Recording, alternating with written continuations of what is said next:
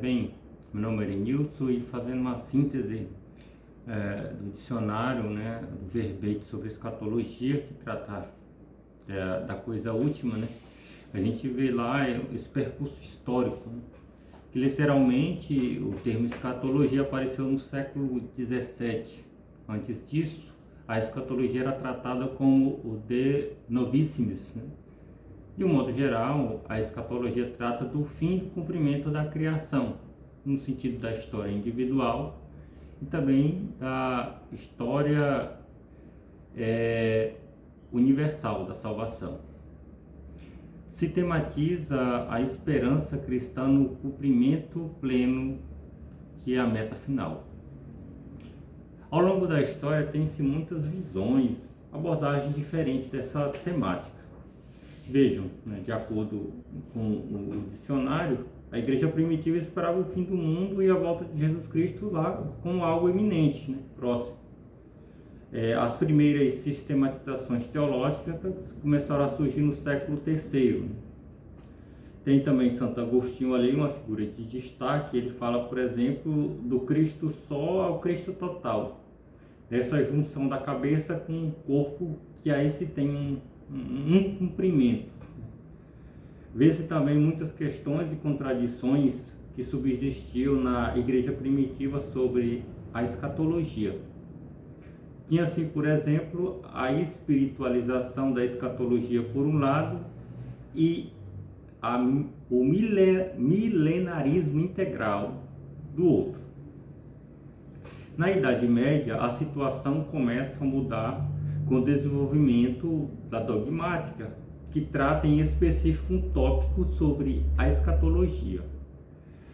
Nisso, a escolástica determinou o desenvolvimento dessa doutrina em acontecimentos e lugares futuros, visto mais ou menos como coisas que deviam realizar no fim da história, ou mais além, né? Passagem de uma esfera para outra. Nos tempos modernos, tem-se a escatologia dos reformadores. Né? Nesse período, o foco centrou na imortalidade da alma. Também numa perspectiva funcional, quanto à doutrina da sanção das condutas morais. Como se toda a doutrina da dimensão transcendente se revelasse finalmente supérflua. Né? E novas abordagens fundaram-se numa convicção influenciada pela filosofia idealista, em que a história possui uma teleologia interna que remete a um reino de Deus. E também essa interpretação, pela via da realidade moral, acabou deformando um conceito bíblico na perspectiva escatológica.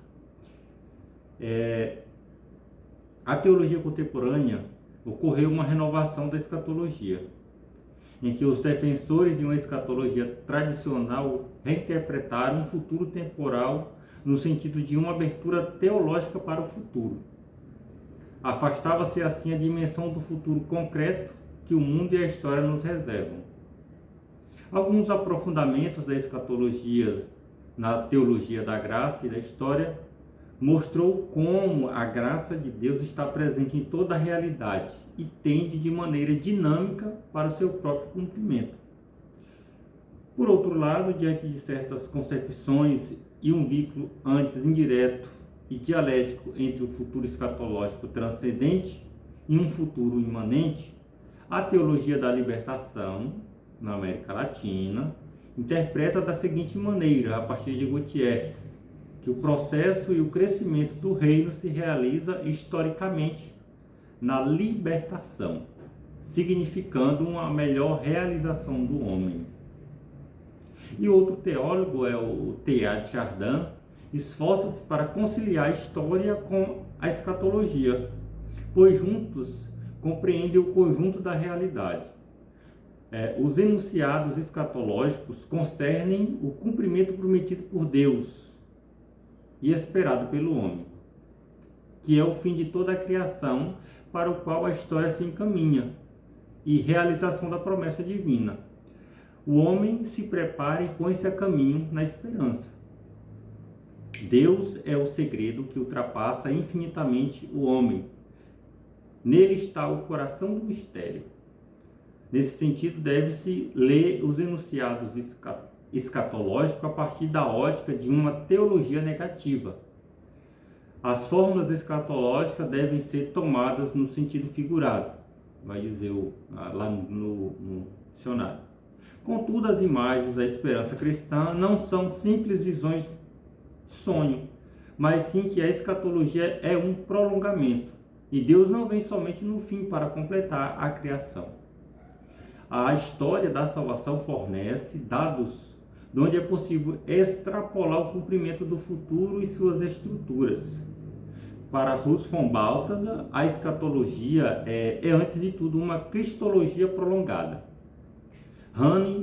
Karl Rahner vê sobretudo na escatologia a antropologia prolongada.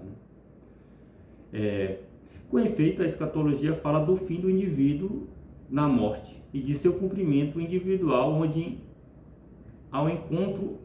vai ao encontro da felicidade, que está junto de Deus. Como também fala do fim da humanidade e de seu cumprimento universal. Assim, não se pode negar que a criação comporta uma dimensão espiritual e outra material, referente ao cumprimento. É Deus mesmo que realiza a plenitude do homem. E no tempo de peregrinação, o homem faz uso da sua liberdade, conformando-se a Deus ou recusando ele. É importante entender que o céu e o inferno não se situam no mesmo plano. A esperança escatológica fica no céu. Prevalece o temor do inferno. E Deus se comunica já ao mundo durante todo o decurso do tempo. Ele se faz conhecer. Veja, Deus se faz conhecer, se revela.